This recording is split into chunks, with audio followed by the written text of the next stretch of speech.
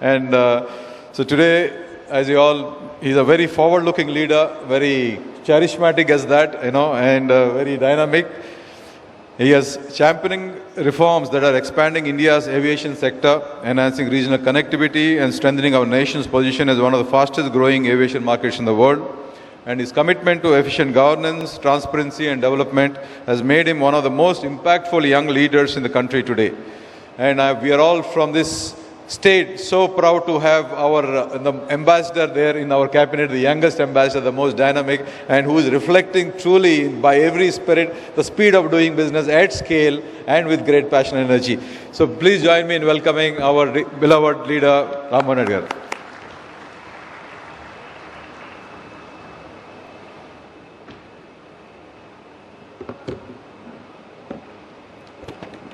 Thank you very much, CII Andhra Head Murli Garu, and also Chairman GMR Airports GBS Raju Garu, and all the wonderful dignitaries, guests and friends that are here. A very warm good afternoon to each and every one of you.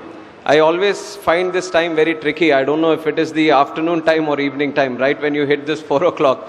But I can see a lot of enthusiasm in the crowd, and this has been the emotion for the last 2 days, yesterday and today. I think the real success on this CII Partnership Summit that we are having in Visakhapatnam is not in terms of value, how much investment is going to come to Andhra Pradesh, but in terms of the participation and the engagement and the commitment shown by the people that have come here.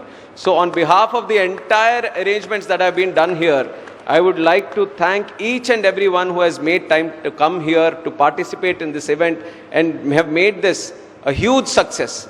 And now, like I've said, the whole success of this event, I was able to see one magic again.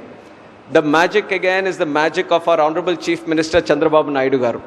How he does it at that age of 75 years, doing it again and again, with the same commitment, with the same enthusiasm and with the same energy is something which is very, very inspiring even for me today to be working with him.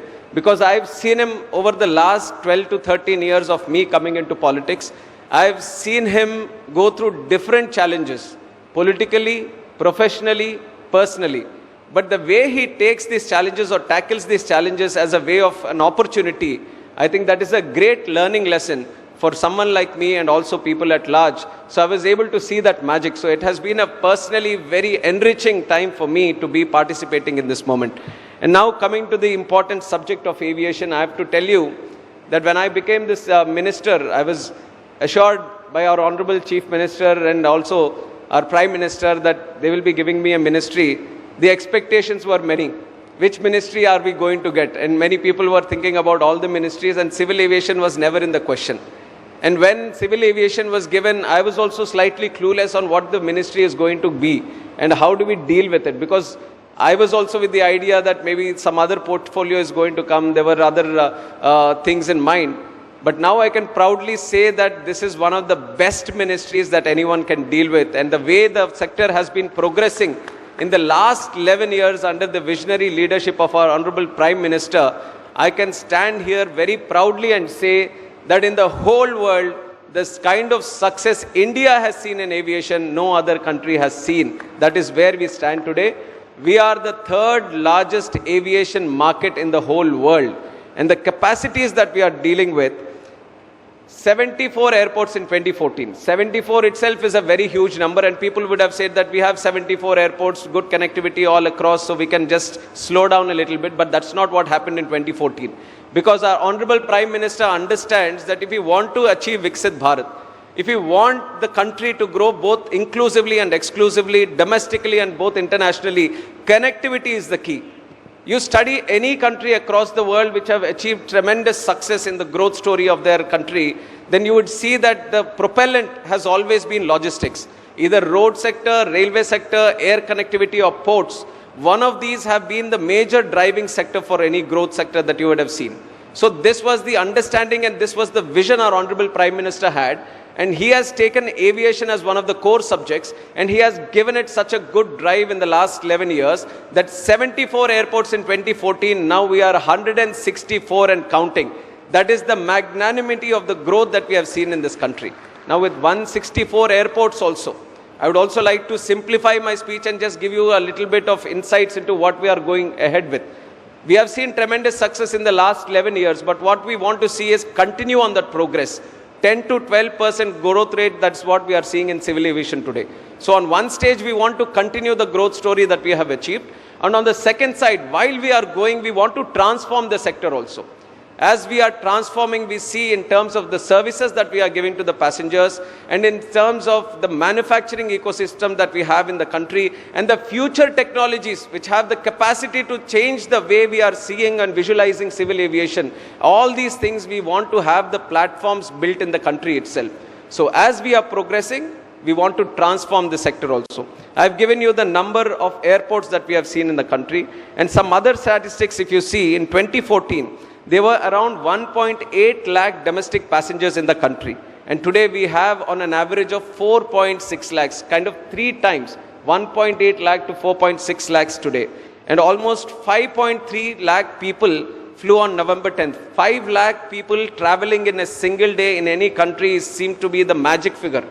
It is an achievement where most of the countries are like ambitious to achieve that, but every other week we are touching the 5 lakh number today, and on November 10th we hit the highest point of 5.3 lakh passengers. And domestic passengers from 6.7 crores in 2014, we have grown up to 7.2 crores. And international passengers from 4.5 to 7.2 crores. Domestic flights, the number of flights that are moving around is from 6 lakhs in 2014 to 11 lakhs in 2024. And the international flights, the Indian carriers are 1.1 lakh flights in 14 to 2 lakh flights in 2024. So if you look at all the numbers, they have kind of doubled in the last 11 years. So the push has been not only to build the infrastructure and the ecosystem, but whatever existing infrastructure is going to build on the capacity, we have tried to expand it and do it. And that is the vision that we have for the future. Like I've said, we are at 164 airports today. So how do we move ahead in the future? We are seeing that India has come to a position where we have to rethink on how we are looking at airports. Till now, when we are looking at an airport, we are packing up 1,000 acres or 1,200 or 1,500 acres of land, and we are saying this is where the airport is going to come. It's going to have a runway which is where the big flights are going to come, small, everything is going to come, and then there's going to be a terminal, big terminal, and all those things. But now we feel India should move into the idea of having hub and spoke model. So we have the metropolitan airports where they are going to be the hubs like Delhi, Mumbai, Chennai, Hyderabad, Bangalore, Kolkata. These are the major airports that we have which are handling crores of passengers every year. And then we have the other airports. And the other airports are supposed to be the feeding system into these major airports and let them create their own hubs. So when we are trying to do this, then we have come up with the model saying that, see, when you are trying to build airports in the tier 2 and tier 3 cities, they don't need to have such big, huge land bank in this thing. So what we are trying to design now in the way we are looking at airports is, we are going to classify them as mega airports or large airports. Then we will have medium airports and the small scale airports. So once the idea around building an airport, we have these different sectors, then we can go with the idea of how much land is required for that airport. Suppose it's a tier 2 city. No matter how much you want to grow the passenger capacity, there is always going to be a mega airport which is close by where it is more convenient for people to travel from there to any part of the world or the country. So it is easier to start and have a small airport itself. Then how do we construct the small airport? So what is going to be the ecosystem? What are going to be the parameters? What kind of flights are going to come? What is the terminal building capacity that you want to handle? So an interesting intervention that we are trying to do now for the future airports that we are going to build is classify them as large, medium and small airports. And the other introduction that we are doing is cargo airports also. We believe the unutilized sector in the Indian aviation market today is how we are imagining the cargo sector. We don't have the policy of immediate courier of things where you want to see them done in 24 hours. If you have had the experience of United States, then you have the express delivery. Within 24 hours, you order something or you want to get something, you are able to ship it within 24 hours, you're getting with a convenient fees that is going to be added to it. But India doesn't have that. We are just ordering and it's coming at its own time. So the mindset of having it as an express delivery, that can only be achieved if you can crack the Indian air cargo model. And for that air cargo, when I see it to the airports, and GMR is also running the airports, the major concentration is on the civil operations. Their major concentration is on the passengers because they are very sensitive element. You have to take care of them. And when it's with the existing passenger network, if you want to do the cargo always takes the back seat, and you are not able to create the proper ecosystem through which cargo can also flourish. And the most important thing there is to bring down the costs. The costs as compared to the rail and the road. Today, rail and road is giving a tough competition. Under Modi ji, even the rail network is spreading across all the country. Even Northeast is having a rail network now, which was unbelievable before. And you are seeing the roads also, how Gadkari ji is expanding 2-lane to 4-lane, 4-lane to 6-lane, 6-lane to 8-lane. So everything is getting faster, all the other networks. So only way we can compete with the existing networks in terms of cargo is how do you make it more economically viable. So to crack that model, we also felt that you somewhere need to have cargo airports. This is what happens in the US, where FedEx has a separate airport just to handle cargo. And with an ecosystem, with a population of 140 crore people and such huge economic demand and big GDP country that we have, why can't we have cargo airports? So that is one intervention that we are going to do. We are going to select some areas dedicatedly and make them cargo airports. And also in the existing airports. Now what do we do with the existing airports to prepare cargo?